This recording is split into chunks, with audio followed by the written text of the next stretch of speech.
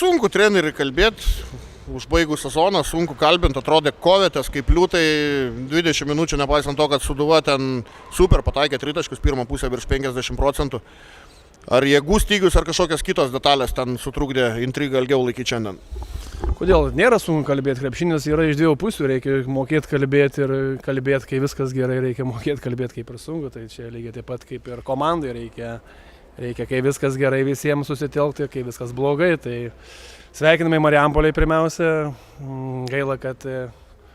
neatsakėm, kaip sakant, to fiziškumui, to kontaktų, ko visą laiką norėjom tikėjimus, bet to pasekoje yra jo, kad mes, sakykime, šitame etape, pagavo mus tos nelemtos traumos, sakykime, gripas, Justui nugarą, Karolis, kaip sakant, vos ne nuo lašalinių tiesiai, tai ta tokia maža rotacija, to pasekoje mes ir negalėjom, ko gero, lygiai vertiškai 40 minučių,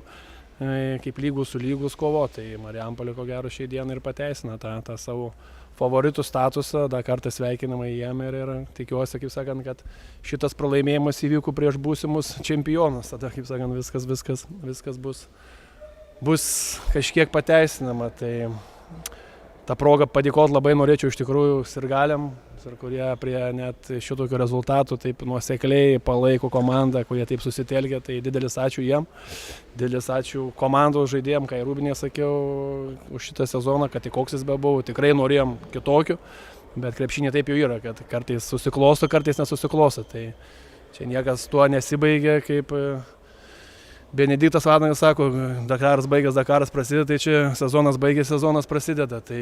dabar padėkoti rėmėjam, labai noriu, kad jie šiam sezone buvo, tikiuosi ir kitam sezone jie bus.